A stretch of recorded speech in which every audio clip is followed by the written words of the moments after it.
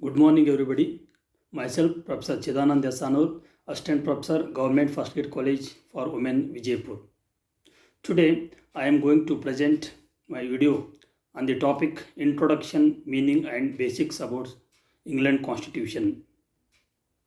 England ಸಂವಿಧಾನದ ಪೂರ್ವ ಪೀಠಿಕೆ, ಅರ್ಥ ಮತ್ತು ಅದರ ಸಂವಿಧಾನದ ಮೂಲ ಅಂಶಗಳ ಕುರಿತಾಗಿ ನಾನು ಈ ಒಂದು ವಿಡಿಯೋವನ್ನು ಪ್ರೆಸೆಂಟ್ ಮಾಡಲಿದ್ದೇನೆ.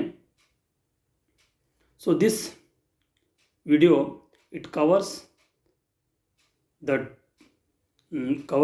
session 1 in PPT which has been presented earlier. Dear friends, as you all know, England Constitution, it is considered as the oldest constitution in the whole world. And England Constitution, it is considered as the best example for unwritten constitution in the world. In England, we find mainly unwritten constitution, and in England, political system and administration, the traditions play a very, very important role. And the very important feature of England Constitution is that England Constitution was not framed at a particular time by a particular body, for example, the Constituent Assembly, etc. In America and England, the American Constitution and the Indian Constitution, they were prepared by a Constituent Assembly which was constituted at a particular time. This Constituent Assembly, it has framed or it has prepared the Constitution of India, and for that matter the Constituent Assembly of America, it has framed the Constitution of America.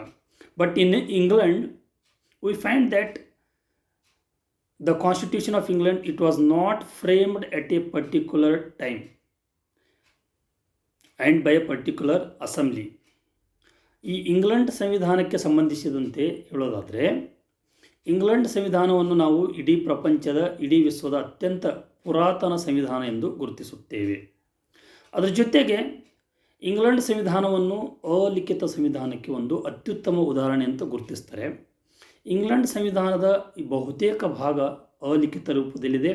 ಅದರ ಜೊತೆಗೆ ಸ್ವಲ್ಪ ಭಾಗ ಮಾತ್ರ ಲಿಖಿತ ರೂಪದಲ್ಲಿರುವುದನ್ನು ನಾವು ಕಾಣುತ್ತೇವೆ. England constitution, it is considered as the mother constitution of the world. That is because many constitutions of the world, they have borrowed many features from the constitution of England. England ದೇಶದ ಸಂವಿಧಾನವನ್ನು ನಾವು ಇಡೀ ವಿಶ್ವದ, ಇಡೀ ಪ್ರಪಂಚದ ಮಾತೃ ಸಂವಿಧಾನ ಎಂದು ಗುರುತಿಸುತ್ತೇವೆ. ಇದಕ್ಕೆ ಪ್ರಮುಖ ಕಾರಣ ಏನಂತ ಹೇಳಿದರೆ, ವಿಶ್ವದ ಜಗತ್ತಿನ ಹಲವಾರು ರಾಷ್ಟ್ರಗಳು, ಹಲವಾರು ದೇಶಗಳು ತಮ್ಮ ರಾಷ್ಟ್ರದ ಸಂವಿಧಾನವನ್ನು ರಚಿಸಿಕೊಳ್ಳುವಾಗ, ತಮ್ಮ ದೇಶದ ಸಂವಿಧಾನವನ್ನು ರಚಿಸುವಾಗ, ತಯಾರಿಸುವಾಗ ಆ ರಾಷ್ಟ್ರಗಳ ಸಂವಿಧಾನದ ನಿರ್ಮಾಪಕರು ಇಂಗ್ಲೆಂಡ್ ರಾಷ್ಟ್ರದ ಸಂವಿಧಾನದಿಂದ ಅನೇಕ ಅಂಶಗಳನ್ನು ಎರವಲಾಗಿ ಪಡೆದುಕೊಂಡಿದ್ದಾರೆ. ಆದ್ದರಿಂದ ಇಂಗ್ಲೆಂಡ್ ರಾಷ್ಟ್ರದ ಸಂವಿಧಾನವನ್ನು ಪ್ರಪಂಚದ ಸಂವಿಧಾನಗಳ ಮಾತೃ ಸಂವಿಧಾನ ಎಂದು ಗುರುತಿಸುತ್ತಾರೆ. ಇನ್ನು ಈ ಸಂವಿಧಾನದ ವ್ಯಾಖ್ಯೆ ಮತ್ತು ಅರ್ಥದ ಬಗ್ಗೆ ಹೇಳೋದಾದರೆ, ಸಂವಿಧಾನದ ಒಂದು ವ್ಯಾಖ್ಯೆ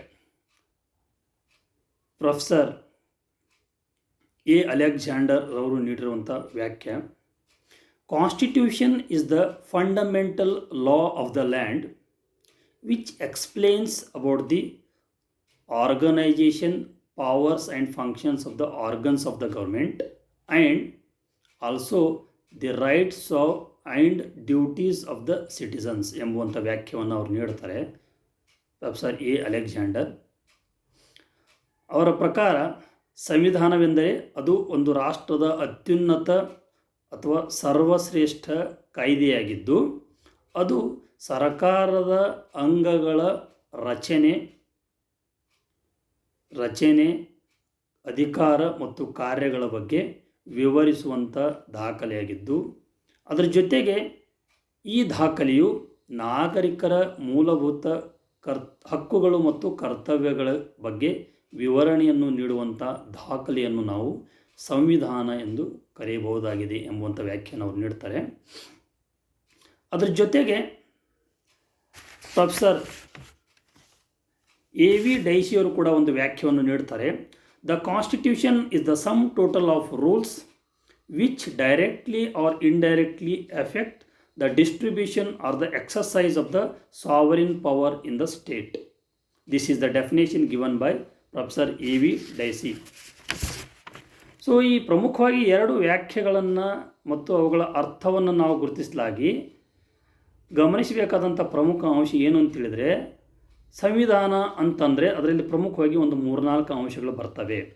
ಮೊದಲನೇದಾಗಿ, Constitution is the fundamental law of the land or it is the supreme law of the land. ಸಂವಿಧಾನವೆಂದರೆ ಅದು ಒಂದು ರಾಷ್ಟ್ರದ ಅತ್ಯುನ್ನತ ಕಾಯ್ದೆ, ಅದು ಒಂದು ರಾಷ್ಟ್ರದ ಸರ್ವಶ್ರೇಷ್ಠವಾದಂಥ ಕಾಯ್ದೆ ಎಂಬುವಂಥ ಮೊದಲನೇ ಅಂಶವನ್ನು ನಾವು ಕಾಣ್ತೇವೆ. ಅಂದರೆ ಕೇಂದ್ರ ಸರ್ಕಾರ ಮತ್ತು ರಾಜ್ಯ ಸರ್ಕಾರಗಳು ಕಾಲಕಾಲಕ್ಕೆ ರೂಪಿಸುವಂತಹ ಕಾಯ್ದೆಗಳು ಮತ್ತು ಶಾಸನಗಳು ಅವು ಸಂವಿಧಾನಕ್ಕೆ ಮಿಗಿಲಾದಂಥವುಗಳು ಅಲ್ಲ. ಈ ಕೇಂದ್ರ ಸರ್ಕಾರ ಮತ್ತು ರಾಜ್ಯ ಸರ್ಕಾರಗಳು ಕಾಲಕಾಲಕ್ಕೆ ರೂಪಿಸುವಂಥ ಕಾಯ್ದೆಗಳು ಮತ್ತು ಶಾಸನಗಳು ಸಂವಿಧಾನಕ್ಕೆ ಬದ್ಧವಾಗಿರಬೇಕು, ಸಂವಿಧಾನದ ಇತಿಮಿತಿಯಲ್ಲಿ ಇರಬೇಕು ಎಂಬುವಂಥ ಅಂಶವನ್ನು ನಾವು ಕಾಣಬಹುದಾಗಿದೆ. ಎರಡನೇದಾಗಿ, ಸಂವಿಧಾನ ಎಂಬುವಂಥ ಈ ದಾಖಲೆಯು ಅದು ಸರ್ಕಾರದ ಅಂಗಗಳಾಗಿರುವಂಥ ಶಾಸಕಾಂಗ, ಕಾರ್ಯಾಂಗ ಮತ್ತು ನ್ಯಾಯಾಂಗ ಈ 3 ಅಂಗಗಳ ರಚನೆ, ಅಧಿಕಾರಗಳು, ಕಾರ್ಯಗಳು, ಈ 3 ಅಂಗಗಳ ಪಾತ್ರ ಮತ್ತು ಈ 3 ಅಂಗಗಳ ವ್ಯಾಪ್ತಿಯ ಬಗ್ಗೆ ನಿರ್ದಿಷ್ಟವಾಗಿ, ನಿಖರವಾಗಿ, ಸ್ಪಷ್ಟವಾಗಿ ಸಂವಿಧಾನದಲ್ಲಿ ಉಲ್ಲೇಖ ಇರುವುದನ್ನು ನಾವು ಕಾಣಬಹುದಾಗಿದೆ. This constitution it explains the organisation, powers and functions of the organs of the government, that is legislature, executive and judiciary. Constitution also explains about the rights and duties of citizens. ನಾಗರಿಕರ ಹಕ್ಕು ಮತ್ತು ಕರ್ತವ್ಯಗಳ ಬಗ್ಗೆಯೂ ಕೂಡ ಈ ಒಂದು ಸಂವಿಧಾನದಲ್ಲಿ ನಾವು ಉಲ್ಲೇಖವನ್ನು ಕಾಣಬಹುದಾಗಿದೆ. ಅದರ ಜೊತೆಗೆ ಸರ್ಕಾರ ಮತ್ತು ನಾಗರಿಕರ ನಡುವಿನ ಸಂಬಂಧಗಳ ಬಗ್ಗೆ ಉಲ್ಲೇಖವನ್ನು ಕೂಡ ನಾವು ಈ ಸಂವಿಧಾನದಲ್ಲಿ ಕಾಣಬಹುದಾಗಿದೆ. ಇವಿಷ್ಟು ಅಂಶಗಳಿದ್ದರೆ ಅಂತಹ ಲಿಖಿತ ಅಥವಾ ಅಲಿಖಿತ ದಾಖಲೆಯನ್ನು ನಾವು ಸಂವಿಧಾನ ಎಂದು ಕರೆಯಬಹುದಾಗಿದೆ. This is the video about the first session and the topic covered is introduction, meaning and basics of England Constitution.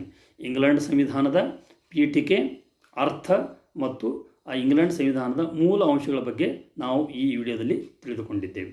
Thank you one and all.